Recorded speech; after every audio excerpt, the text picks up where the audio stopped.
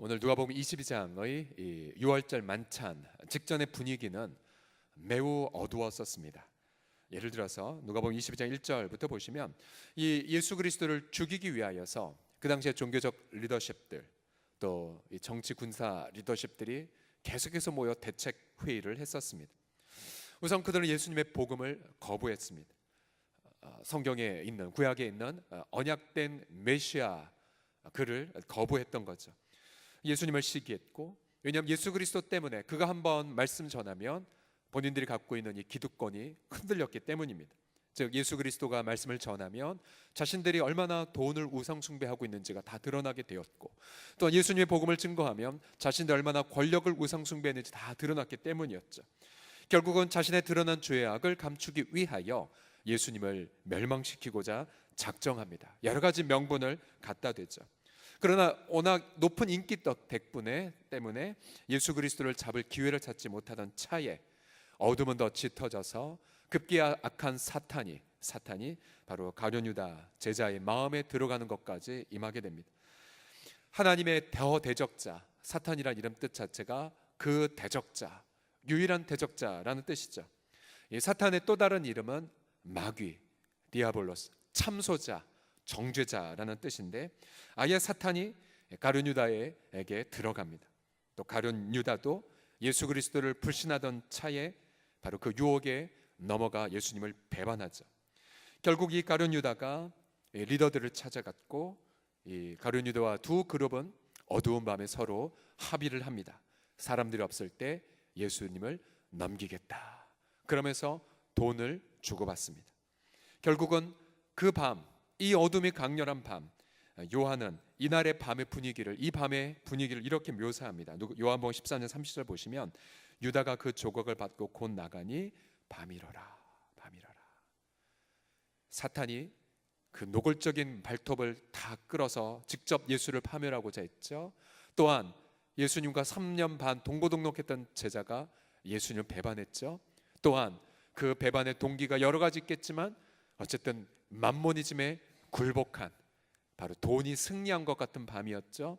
또한 정말 그 누구보다 예수님을 환영해야 할 리더들이 결국 예수 그리스도께 등을 돌린 밤, 어둠이 이긴 밤, 돈이 승리한 밤, 사단이 이긴 것 같은 밤, 강팍한 리더들이 승리한 것 같은 밤이었습니다.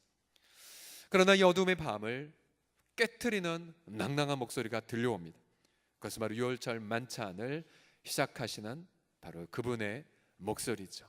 이 어둠이 가득한 이 밤, 어떠한 목소리가 들렸는지 아십니까? 17절과 19절을 다 같이 합심해서 읽겠습니다. 시작. 예, 잔을 받으사 감사기도 하시고 또 떡을 가져 감사기도 하시고. 어떠한 목소리가 들려옵니까? 어둠을 깨트린 목소리. 주님 감사합니다. 그 당시에 6월절 만찬은, 이 만찬의 코스가 총 4가지 코스로 진행되었다고 합니다. 예수님의 가장 첫 번째의 이 감사는 바로 첫 번째 식사를 시작하기 전에 감사였죠. 주님은 이 만찬, 내가 고난받기 전 너희들과 이 만찬 먹기를 고대하고 고대했던 이 만찬의 장소, 우울할 것 같은데, 그리고 패배감이 가득할 것 같은데, 역시 이 세상은 변형 못 시켜라는 어떤 자괴감이 가득할 것 같은 밤인데, 아니요, 어둠을 깨트리는 밤은 목소리는 감사의 목소리였습니다. 주님은 그저 이벤트적으로 감사를 외치신 것이 아니라 또 한참 식사 중에 자신의 고난 또 자신의 희생을 언급하시는 한가운데에서도 19절에 보시면 또 떡을 가져 감사기도 하시고. 그래서 이 본문을 목도했던 이 제자들은 그날 이 어둠이 강렬했던 이 밤, 당신의 사랑하는 메시아가 드렸던 2번의 감사를 잊지 않고 복음서에 기록했습니다. 우리 사랑하는 성도들이요, 우리도 인생 가운데에 이처럼 모든 것이 다 어두움이 승리한 것 같은 밤을 보낼 때가 있습니까? 없습니까? 예수 믿는 사람들이 어두움을 보내지 않은 경우가 있을까요? 그렇지 않죠. 오히려 더 많은 강렬한 어두움들을 우리 종종 경험하죠. 그래서 우리 믿음의 신앙의 선배들은 이러한 밤을 가리켜 종종 이렇게 호칭을 했습니다. 영혼의 어두운 밤이라고요. 영혼의 어두운 밤. 그래서 그 밤은 사탄의 목소리만 강렬한 것 같고 인간의 변화는 없어 보이는 그 어둠의 밤. 근데 여러분, 우리가 인생 중에 또 돈이 승리한 것 같은 그 밤, 야합이 승리한 것 같은 그 밤. 근데 그 밤, 여러분, 그 어둠의 밤을 깨트리는 열쇠가 무엇입니까? 다 같이 따라 하시겠습니다. 예수님의 감사입니다. 시작. 네, 예수님의 감사.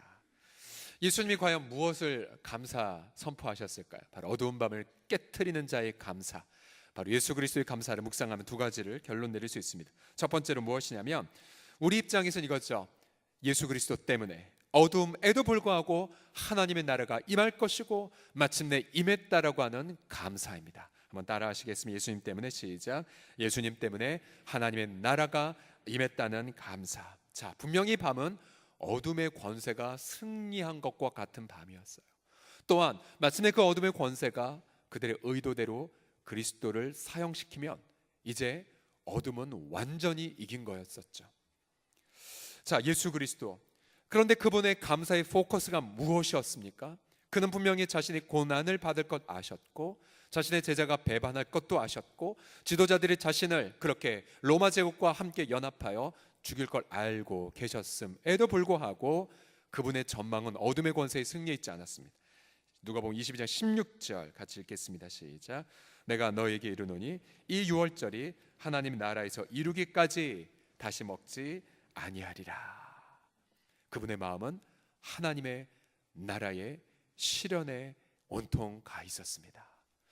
그런데 그 하나님의 나라는 돈으로 이루어질 수 있는 나라가 아니었어요. 또 그 하나님의 나라는 정치나 권세, 종교적 권력으로 이루어진 나라가 아니었어요. 바로 앞서 하나님의 나라 바로 앞에 무엇이 있습니까? 이 유월절이라는 표현이 있죠. 이 유월절. 자, 여러분, 유월절이 어떠한 뜻입니까? 한자말로 유자가 무슨 유자죠? 유자가 넘을 유자, 그렇죠? 숫자 6자가 절대 아닙니다. 또 월자가 무슨 월자죠? 이것도 넘을 월자예요. 한자가 너무나 나오네요. 넘을 유, 넘을 월, 절기절자. 5월달 다음이 6월달이 절대 아닙니다, 여러분. 지금 제가 기도하는 거는 우리 공동체에서 또 오랜만에 이스라엘 유적지를 가기를 제가 기도하고 있어요. 지금 책으로 보고 연구하고 있는데, 혹시 이스라엘 가서 6월절 들으면 5월 다음이 6월이군요. 절대 그러면 안 됩니다. 뭘 넘어간 달이냐라고 하면 바로 이스라엘이 이집트에서 노예살이 할 때에 하나님의 심판을 선포하셨죠. 그런데 어린 양을 집에 나흘간 간직했다가 그 어린 양을 잡아서 어린 양과 그 피를 들어오는 문에 다 바른 집, 그 집은 심판의 사자가 보면 어린 양의 피를 보고 어떻게 했습니까? 심판을 넘어가 버렸어요. 심판이 넘어가 버렸습니다. 심판이 넘어갔다는 뜻, 또 어린 양의 피로 구원받았다는 것을 기념하는 달이 바로 6월절이죠. 6월절. 그래서 이스라엘 백성은 언제나 6월절만 되면 감격했습니다. 우리가 오늘 이렇게 신앙의 자유를 누리는 이유는 어린 양의 희생, 하나님이 세상을 심판하셨고 언약 백성을 구원한 날 6월절. 그런데 예수님이 이제 오셔서 6월절 날 만찬을 즐기시면서 이제 드디어 밝혀주셨어요. 얘들아, 그 옛날 희생당했던 어린 양이 무엇을 예고한 것 아니? 그것은 바로 하나님의 예비한 하나님의 어린 양의 죽음을 미리 보여준 거야. 하나님의 어린 양이 누구이십니까? 바로 예수 그리스도셨어요. 예수 그리스도. 이제 곧 당신은 죽임당하고, 그래서 그 당신의 그 피로 하나님의 죄악을 향한 무서운 형벌의 심판을 넘기는 백성들, 그리고 당신 언약 백성들을 구원하는, 곧 죄와 사망의 권세로부터 구출하는 날, 그날이 바로 6월절이죠. 그래서 그리스도께서 십자가에 못 박혀 돌아가신 그 날은 바로 6월절의 예고가 이루어진 날이었습니다. 6월절의 날. 그래서 주님은 6월절이 이루어지기를 열망하셨던 거죠. 왜요? 그것을 통해서 더 이상 죄의 통치가 없고 또한 사망의 통치가 사라지는 완전한 하나님의 나라가 임할 것이기 때문입니다. 그래서 22장 18절도 보시게 되면 주님이 이렇게 말씀하세요. 내가 너에게 이르노니 내가 이제부터 하나님의 나라가 이루어질 때까지는 포도나무에서 난 것을 다시 마시지 아니하리라. 이게 무슨 말씀이세요? 당신의 단 한 번의 희생으로 하나님의 나라가 완벽하게 이루어질 것을 말씀하신 겁니다. 단 한 번의 제사, 다시 예수님이 고난받으실 필요가 없이 단 한 번의 제사. 그래서 여러분 지금 맥체인 성경 통독을 계속 하시면 히브리서 10장을 오늘 읽으실 텐데 9장 10장 반복해서 나오는 단어가 무엇입니까?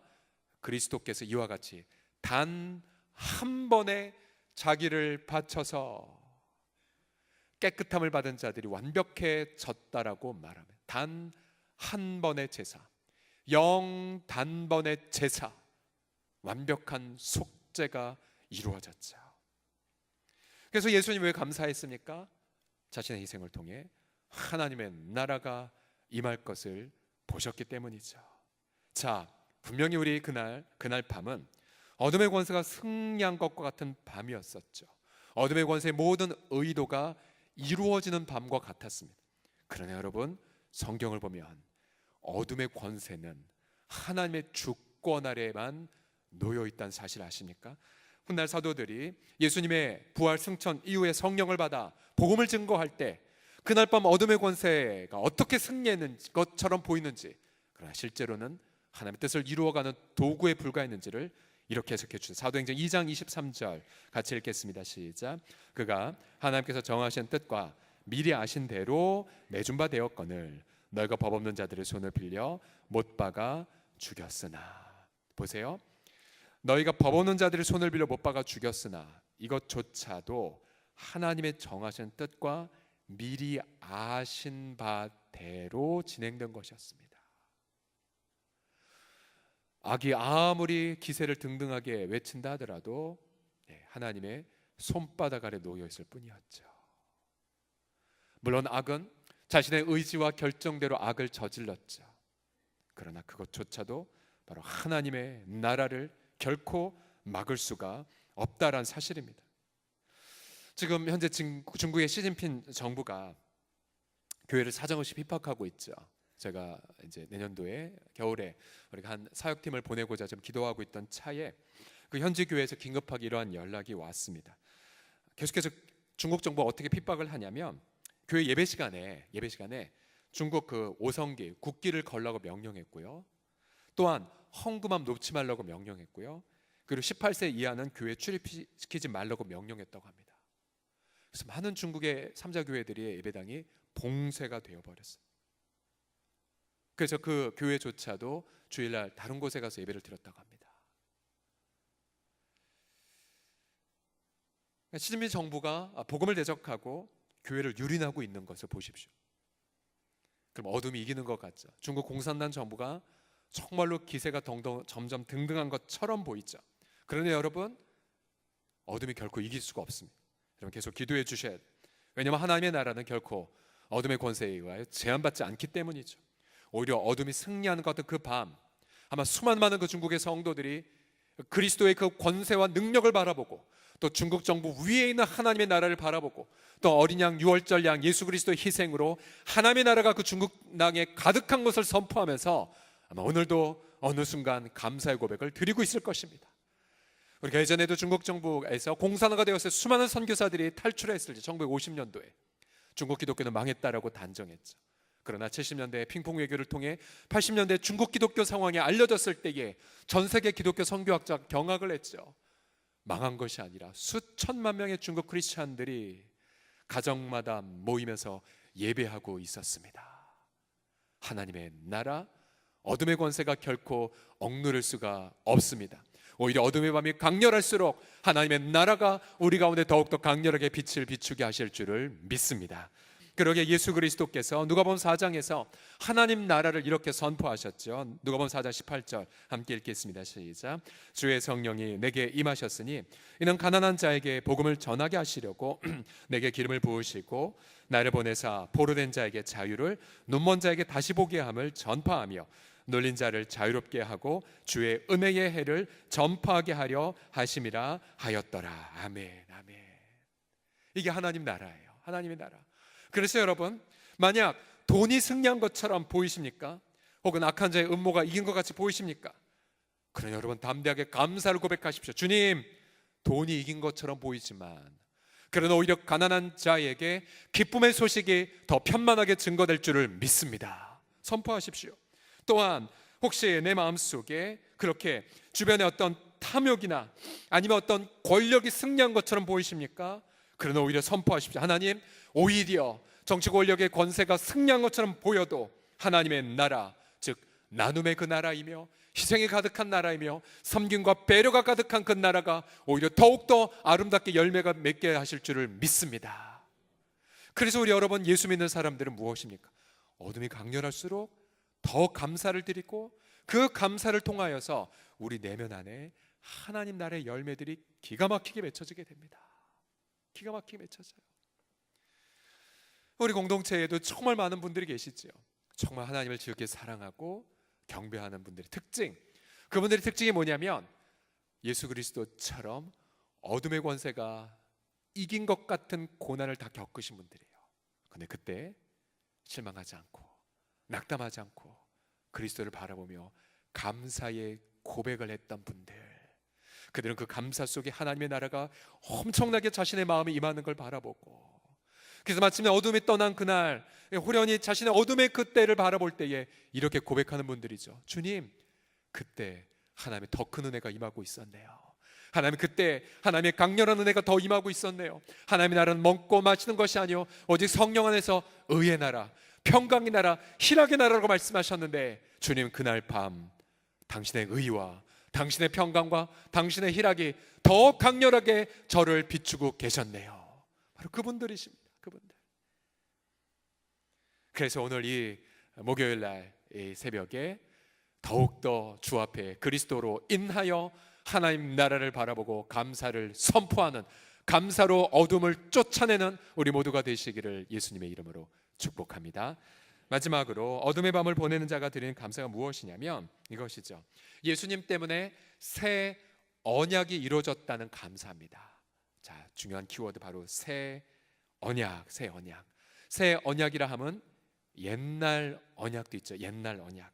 옛날 언약이라 함은 이제 홍해를 가로질러 광야에서 시내산에서 십계명이 선포되고 그리고 짐승의 피가 뿌려지며 그렇게 언약을 맺었던 옛 시스템을 뜻하죠. 그러나 옛 언약, 즉 구약은 그 백성들이 마음에 할례를 받지 못했기에 그들은 하나님을 대적하고 우상 숭배하고 이웃을 증오했죠. 옛 언약은 깨어져 버렸습니다.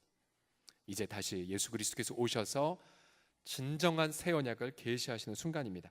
19절 20절 다 같이 읽겠습니다. 시작. 또 떡을 가져 감사기도 하시고 떼어 그들에게 주시며 이르시되 이것은 너희를 위하여 주는 내 몸이라 너희가 이를 행하여 나를 기념하라 하시고 저녁 먹은 후에 잔도 그와 같이 하여 이르시되 이 잔은 내 피로 세우는 새 언약이니 곧 너희를 위하여 붓는 것이라. 아멘. 예수님은 짐승의 피가 아니라 바로 자신의 몸으로 자신의 피로 좀 제물을 드리고자 하고 계신 것이었습니다. 예수님은 자신의 몸이 찢겨지고 자신의 피를 다 흘림을 통해 새 언약이 맺어지는 것을 보고 감사를 드렸죠. 여러분, 새 언약 내용 다시 앞서 말씀드렸던 히브리서 9장 10장에 집중적으로 나옵니다. 총 두 가지의 내용으로 요약할 수 있습니다. 새 언약의 내용. 새 언약의 내용 첫 번째가 무엇이냐면 죄 용서입니다. 죄 용서. 내가 너희들의 죄악과 불법을 사하고 다시 기억하지 아니하리라. 왜요? 그리스도가 완벽한 제물이 되어 또 그 친히 완벽한 대제사장이 되어 이 땅에서가 아니라 바로 하늘에 속한 성전에서 자기를 영원히 바치셨기 때문입니다. 그래서 그리스도의 속죄 제사는 2000년 전 팔레스타인의 한 구석에서 드려진 것이 아니라 바로 그 효력은 하늘에서 드려진 것이기에 지금 대한민국의 2018년도를 사는 우리에게도 그대로 효력이 적용됩니다. 주님이 분명히 말씀하고 계시죠. 히브리서 9장 14절 말씀에 다 같이 읽겠습니다. 시작. 하물며 영원하신 성령으로 말미암아 흠없는 자기를 하나님께 드린 그리스도의 피가 어째 너희 양심을 죽은 행실에서 깨끗하게 하고 살아계신 하나님을 섬기게 하지 못하겠느냐. 바로 2000년 전 팔레스타인에서 드려졌던 그 피가 동일하게 성령 안에서 드려졌기 때문에 오늘 이 시간 여전히 그리스도의 피를 신뢰하며 주 앞에 나아가는 우리들의 심령을 완벽하게 정결하게 하심을 찬양드리십시오. 아무리 어둠이 강렬해도, 그리고 어둠이 우리 보고 넌 이거 잘못했어, 넌 자격이 안 돼, 너는 이러이러 못할 거야, 아무리 어둠이 송사하더라도 끊임없이 예수 그리스도는 감사하죠. 주님 아버지 감사합니다. 당신의 희생제물을 통해 우리의 심령을 정결하게 하셔서 완벽한 속죄. 또 새 언약의 내용은 무엇이냐면 완벽한 화목이 있습니다. 완벽한 화목. 그날에 내가 그들의 마음판 안에 내 율법을 새기리니. 우리 마음판 안에 이 DNA가, 우리 요즘 학생들에 따라 이 마음판의 코딩이 원래는 태어날 때부터 우리는 다 죄악으로 코딩이 되어 있지 않습니까? 누가 가르쳐주지 않아도 우리 갓난 애기라도 다른 동생 때리고, 아주 갓난 애기라도 어린이라도 다른 사람께 괴롭히고, 우리가 다 그런 사람이에요. 우리가 어떻게 할 수가 없었어요.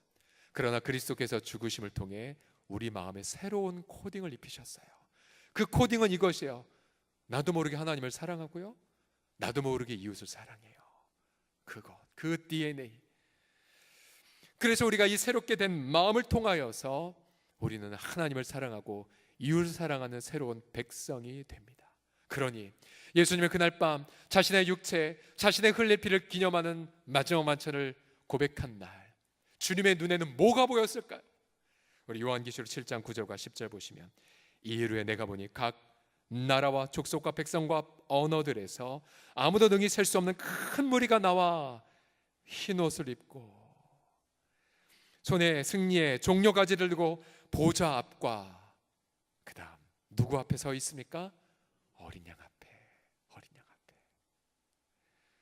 그리스도가 어린 양으로서 자기를 희생했기에 우린 저 천국에서 영원히 그리스도를 어떻게 기억합니까?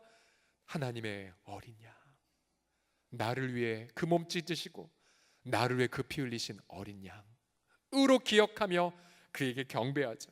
큰 소리로 외쳐 이르되 구원하시니, 영원한 속죄와 영원한 하나님과의 화목을 이루신 구원하신 어린 양, 우리 하나님과 어린 양에게 있도다. 할렐루야. 그러기에 무수하게 많은 어두움을 보냈던 우리 한국 교회에도 보면 이 그리스도의 감사 기도를 드렸던 분이 얼마나 많습니까? 아마 최고의 감사의 고봉이 있다면 제가 매 주일마다 이제 이른 예배부터 시작해서 1부, 2부, 3부, 또 오후 예배, 또 중간 여러 가지 가르침 그런 시간이 있지만, 제 중간에 이제 충전받는 시간이 하나 있어요. 그 시간이 뭐냐면 1부와 2부 예배 사이 시간에 저희 목양실에 기도단이 있어서 우리 장로님들, 중보기도팀, 또 마을장님 세 분이 올라오셔서 저를 위해 안수기도하는 시간이거든요. 아마 오신 분은 아시겠지만 목양기도단 그 위에 이 손영호 목사님의 감사기도 9가지 그 수건을 덮어놨어요. 언제나 거기에 무릎 꿇으면 이분의 감사기도를 기억하기 위해. 우리가 알다시피 한국교회 너무나도 어려웠던 그 시절, 해방 후 또 여수순천 반란 사건이 일어났을 때 온 나라가 이데올로기로 찢어지고, 그리고 살육과 또 음모가 가득한 그날, 자신의 두 아들을 잃어버린 손영호 목사님, 두 아들의 장례식 날 어떻게 대처하셨습니까? 그리스도처럼 감사로 어둠을 일깨우셨죠. 첫째, 나 같은 죄인의 혈통에서 순교의 자식이 나게 하셨으니 감사합니다. 둘째, 허다한 많은 성도 중에 어찌 이런 보배를 내게 맡겨주셨는지 감사합니다. 셋째, 내 자녀들 가운데서도 가장 아름다운 두 아들 장자와 차자를 바치게 된 축복을 감사합니다. 결코 목사님은 어둠이 승리했다고 고백하지 않으셨어요. 하나님이 받으셨다라고 고백했죠.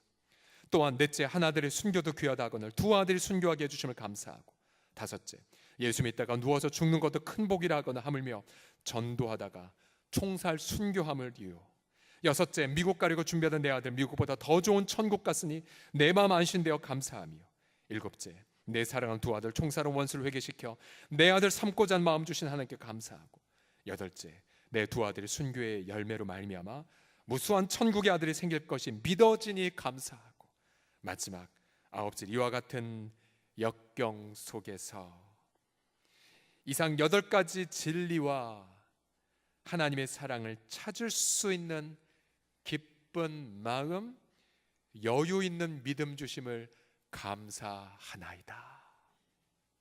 그 감사가 해방 후 고통하던 민족에 떨어지자 증오로만 민족사를 해결했던 분들, 또한 원수를 가품을 통해 미래를 밝히는 모든 분들의 마음이 어떻게 됐습니까?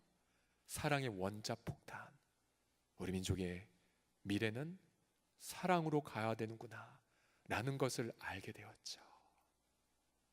오늘 이 아침에도 동일하게 정말로 감당할 수 없는 역경, 어둠이 승리한 것 같은 밤으로 지나만 고통했던 분이 계십니다. 아니, 아침에 눈을 떴는데 들었던 첫 번째 생각이 감사보다는 어둠의 목소리로 고통하는 분이 계십니다. 그런 오늘 예수 그리스도의 자기 희생으로 말미암아 주님은 오늘 아침에 이러한 은혜를 주십니다. 하나님의 사랑을 찾을 수 있는 기쁨, 또 이 놀라운 진리를 깨달을 수 있는 여유 있는 마음을 예수 그리스도 안에서 우리 가운데 부어주심을 믿으십시오. 그리고 감사를 선포하십시오. 우리를 통해 마침내 우리도 또다시 감사의 폭탄을 이 어두운 세상에 떨어뜨려 사랑으로 승리하게 하실 우리 하나님을 송축합니다. 우리 하나님 앞에 영광의 박수 올려드리겠습니다.